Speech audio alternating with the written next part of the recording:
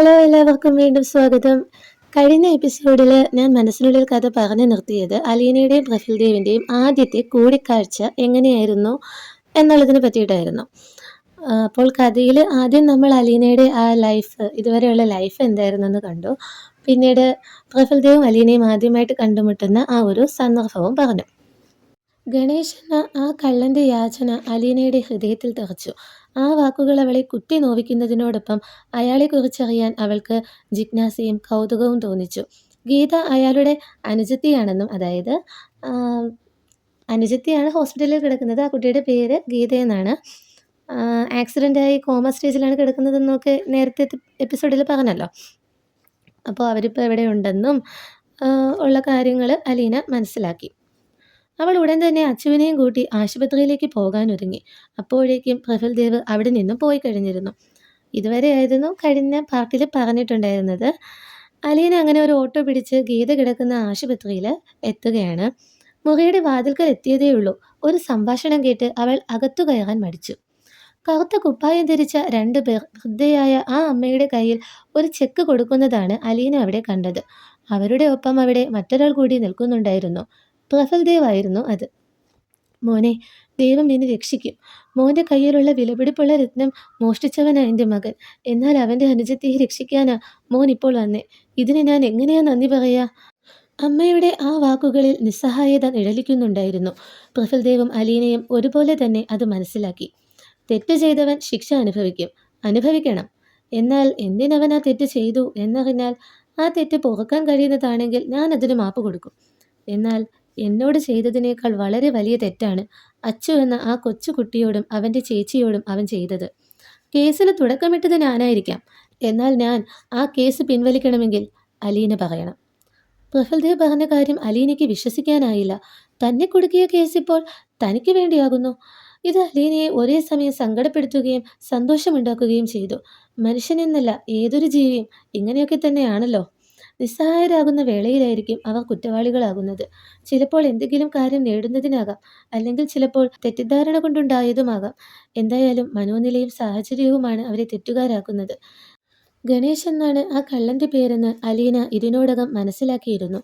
തനിക്കോ അച്ചുവിനോ അയാളോട് യാതൊരു പരാതിയുമില്ലെന്ന് അലീന പ്രഫുൽദേവിനെ കണ്ട് ബോധ്യപ്പെടുത്തി. കേസും പിൻവലിപ്പിച്ചു. അപ്പോൾ ഇങ്ങനെയാണ് കേസ് പിൻവലിക്കുന്നത്. ഇത്തരമൊരു മാപ്പ് കൊടുക്കൽ ഗണേശനും കുടുംബത്തിനും ഒരവസരമായപ്പോൾ അലീനയ്ക്കും അസാഫിനും അത് പുതിയൊരു പ്രതിസന്ധിക്ക് വഴിയൊരുക്കിയെന്നത് അവരറിഞ്ഞിരുന്നില്ല. അലീന അച്ചുവുമായി ഇപ്പോൾ താമസിക്കുന്ന വീട്ടിലെത്തി. അവിടെ പുറത്തുണ്ടായിരുന്ന കസേരയിൽ അക്ഷമയായി കാത്തിരിക്കുകയാണ് വീട്ടുടമസ്ഥയായ ലീന ചേച്ചി. അലീനയെ കണ്ടതും ലീന ചാടി എഴുന്നേറ്റുകൊണ്ട് പൊട്ടിത്തെറിച്ചു. അലീനെ, നിന്നെക്കുറിച്ച് ഞാൻ ഇത്രയും പ്രതീക്ഷിച്ചിരുന്നില്ല. എന്താ ചേച്ചി ഈ പറയുന്നേ? അലീനയ്ക്ക് ഒന്നും പിടികിട്ടിയില്ല. ആദ്യം ഞാൻ കരുതിയിരുന്നത് നീ ഈ കള്ളന് ശിക്ഷ കൊടുക്കുമെന്ന. എന്നാൽ നീ നേരെ മറിച്ചാണല്ലോ ചെയ്തത്. ഇനി അത് നിങ്ങൾ തമ്മിലുള്ള എന്തെങ്കിലും ഒത്തുകളിയാണോ? ലീന പരിസരം മറന്നു ചോദിച്ചു. ലീന ചേച്ചി, അലീന തടഞ്ഞു. സമൂഹത്തിൽ കള്ളന്മാരെ സംരക്ഷിക്കാൻ അലീനയുണ്ടല്ലോ. അലീനയ്ക്ക് വീട് കൊടുക്കാൻ ഈ ഞാനും. മോളെ, എൻ്റെ വീട് നിനക്കിനി പറ്റില്ല. ദേ, ഈ എഗ്രിമെൻറ്റിൽ ഒപ്പുവെച്ച് എടുക്കാനുള്ളതൊക്കെ എന്താന്ന് വെച്ചാൽ എടുത്ത് വേഗം സ്ഥലം കാലിയാക്കാൻ നോക്ക്. ലീന പുച്ഛഭാവത്തിൽ പറഞ്ഞു നിർത്തിക്കൊണ്ട് എഗ്രിമെൻറ്റ് വെച്ചു നീട്ടി. അലീന അത് വാശിയോടെ പിടിച്ചു വാങ്ങിക്കൊണ്ട് ലീനയുടെ മുഖത്ത് നോക്കി പറഞ്ഞു. ചെയ്ത തെറ്റോർത്ത് പശ്ചാത്തപിച്ചത് കൊണ്ടാണ് ഗണേശന് ശിക്ഷ നൽകാതിരുന്നത്. മാത്രമല്ല, അയാളുടെ മാനസികാവസ്ഥയും ശരിയായിരുന്നില്ല. അയാളുടെ കുടുംബവും പ്രശ്നത്തിലായിരുന്നു. ഇത് അയാൾക്ക് നൽകുന്ന ഒരു അവസരം മാത്രമാണ്. അതിന് മറ്റ് വ്യാഖ്യാനങ്ങളൊന്നും നൽകണ്ട. ഇത്രയും പറഞ്ഞുകൊണ്ട് അലീന ആ പേപ്പറിൽ ഒപ്പുവെച്ചു. അപ്പോഴേക്കും വലിയൊരു ബാഗും അലീനയുടെ ഹാൻഡ് ബാഗും എടുത്തുകൊണ്ട് അസാഫ് പുറത്തേക്ക് വന്നു. അവൻ്റെ ഒപ്പം കൈപിടിച്ചുകൊണ്ട് അലീന ആ വീടിൻ്റെയും പടിയിറങ്ങി. ഒരു കോമ്പൗണ്ടിനുള്ളിൽ 5-6 വീടുകളുള്ള ഗൃഹസമൂഹമായിരുന്നു അത്. അയൽക്കാരെല്ലാം അവരവരുടെ വീട്ടുമുറ്റത്ത് വന്നു നിന്ന് കാഴ്ച കാണുകയാണ്. അയൽക്കാരിൽ ചിലരെല്ലാം അവളെ ആശ്വസിപ്പിക്കാനായി അടുത്തുകൂടി. എന്നാൽ അലീന അതൊന്നും ശ്രദ്ധിക്കാതെ മെയിൻ ഗേറ്റ് വരെ നടന്നു. മെയിൻ ഗേറ്റിൽ നിന്ന് പുറത്തേക്ക് പോകാനായി കാലെടുത്തതേയുള്ളൂ. അപ്പോഴാണ് ഒരു സ്കൂട്ടി വന്നു നിന്നത്. സ്കൂട്ടി ഓടിച്ചു വന്ന പെൺകുട്ടി ആവേശത്തോടെ അതിൽ നിന്നിറങ്ങി. അലീനയുടെ നേരെ തിരിഞ്ഞ് ഒരു പുഞ്ചിരിയോടെ ഹെൽമറ്റ് മാറ്റി. അതുവരെ ഒതുങ്ങിക്കിടന്നിരുന്ന അവളുടെ മുടിയിഴകൾ കാറ്റിൽ പാറിയത് ആ സുന്ദരിയുടെ സൗന്ദര്യത്തിന് മാറ്റുകൂട്ടി.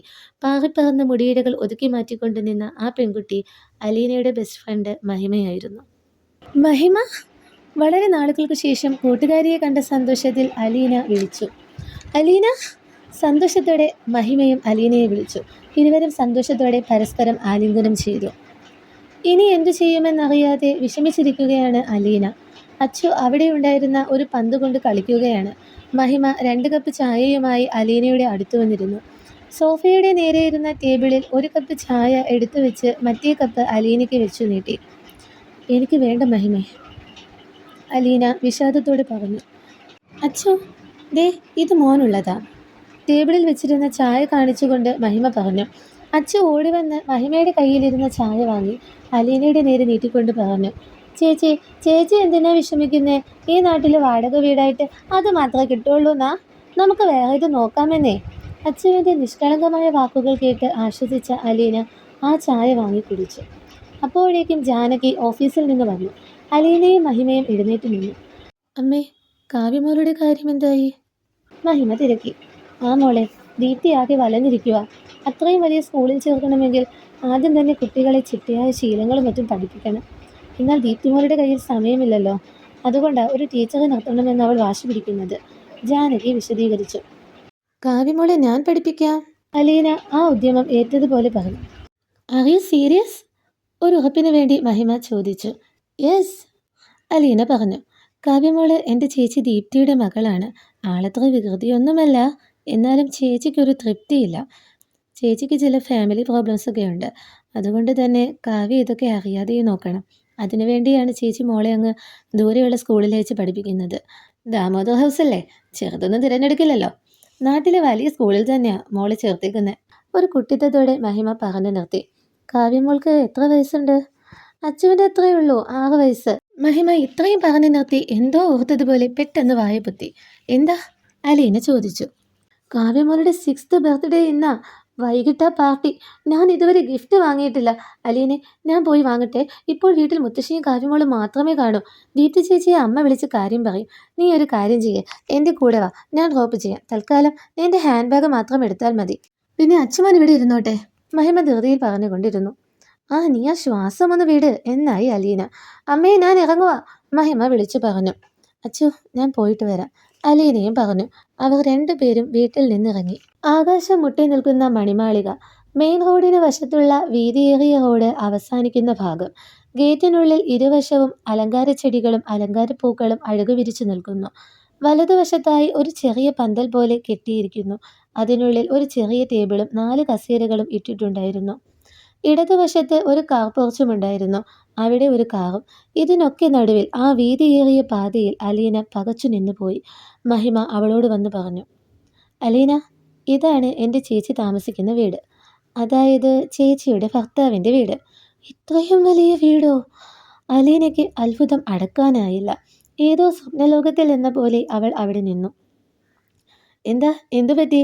മഹിമയുടെ ചോദ്യത്തിന് അലീനയുടെ അത്ഭുതം കലർന്ന മറുചോദ്യം ഇതായിരുന്നു. ഇവിടെ എത്ര പേര് താമസിക്കുന്നത്? 5 പേര്. 5 പേർക്ക് ഇത്ര വലിയ വീടോ? അവൾ വീണ്ടും അത്ഭുതത്തോടെ ചോദിച്ചു. ഞാൻ ചേച്ചിയെ വിളിച്ചു പറഞ്ഞിട്ടുണ്ട്, നീ കയറി ചെന്നാൽ മതി. എന്നാൽ ഞാൻ പോട്ടെ, അലീനയുടെ തോളിൽ തട്ടി പറഞ്ഞുകൊണ്ട് മഹിമ അവിടെ നിന്നും പോകാനൊരുങ്ങി.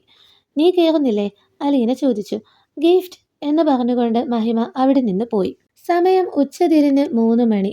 അലീന ആ വലിയ ബംഗ്ലാവിനടുത്തേക്ക് നടന്നു. അവിടെ ചുവരിലായി ദാമോദർ പാലസ് എന്ന ബോർഡ് തൂങ്ങുന്നുണ്ടായിരുന്നു. വീടിനു ചുറ്റും നിന്നിരുന്ന സെക്യൂരിറ്റീസ് അവളെ അകത്തേക്ക് കടക്കാൻ അനുവദിച്ചിരുന്നില്ല. അപ്പോഴാണ് അകത്തുനിന്ന് മിസ്സിസ് ദാമോദർ ഇറങ്ങി വന്നത്. 60 കഴിഞ്ഞ വൃദ്ധയായ സ്ത്രീ. പ്രായത്തിൻ്റെതായ യാതൊരു അവശതകളുമില്ലാത്ത യൗവനത്തിൻ്റെ ചുറുചുറുക്കുമായി അവർ പടിയിറങ്ങി വന്നു. അലീനയെ അകത്തേക്ക് കൂട്ടിക്കൊണ്ടുപോയി. ഇതേ സമയം പ്രഫുൽദേവിൻ്റെ ഓഫീസിൽ അശാന്തമായ ഒരു അന്തരീക്ഷമായിരുന്നു. വിമൽ എന്ന ഒരു സാമൂഹ്യ പ്രവർത്തകനുമായി സംസാരിക്കുകയായിരുന്നു പ്രഫുൽദേവ്. അപ്പോൾ നിങ്ങൾ പറഞ്ഞു വരുന്നത് നിർമ്മൽ കോളനിയിലെ ജനങ്ങൾക്ക് ഞങ്ങൾ കൂടുതൽ നഷ്ടപരിഹാരം കൊടുക്കണമെന്നാണോ? പ്രഫുൽദേവ് ചോദിച്ചു. അല്ല, അവിടുത്തെ ജനങ്ങൾ സന്തുഷ്ടരല്ല. അവരുടെ വാസസ്ഥലങ്ങൾ, അവിടുത്തെ ഭൂപ്രകൃതി നിങ്ങളുടെ ഫാക്ടറി കാരണം ഇല്ലാതാകുമോ എന്ന് അവർ ഭയക്കുന്നു. അവരുടെ കോളനി നിങ്ങളുടെ കമ്പനി വാടകയ്ക്കെടുത്തിരിക്കുകയല്ലേ, വിമൽ തർക്കിച്ചു. അപ്പോഴേക്കും അലീന മിസ്സിസ് ദാമോദർ മുത്തശ്ശിയെയും കാവ്യമോളെയും പരിചയപ്പെട്ടു കഴിഞ്ഞിരുന്നു. ഇങ്ങനെയൊരു ജോലിക്ക് വരാനുണ്ടായ സാഹചര്യവും വിശദീകരിച്ചിരുന്നു. അപ്പോഴാണ് അവൾ ശ്രദ്ധിച്ചത്, വിശാലമായ ആ ഹാൾ പലതരം ബലൂണുകളാലും വർണ്ണ റിബണുകളാലും അലങ്കരിച്ചിരിക്കുന്നുവെന്നത്. അപ്പോഴേക്കും ഒരു സെർവൻറ്റ് കേക്കുമായി വന്നു. എന്നാൽ അവിടെ കാവ്യയുടെ ബർത്ത്ഡേ പാർട്ടി ആഘോഷിക്കാൻ മറ്റാരും ഉണ്ടായിരുന്നില്ല. അലീന അതിനെപ്പറ്റി മുത്തശ്ശിയോട് ചോദിച്ചു. എന്തുകൊണ്ടായിരിക്കാം കാവ്യമോളുടെ ബർത്ത്ഡേ പാർട്ടി ആഘോഷിക്കാൻ അവിടെ മറ്റാരും ഉണ്ടാകാതിരുന്നത്? അത് ഇനി ബാക്കി അടുത്ത പാർട്ടിൽ നമുക്ക് കേൾക്കാം. അതുവരെ എല്ലാവർക്കും ബൈ.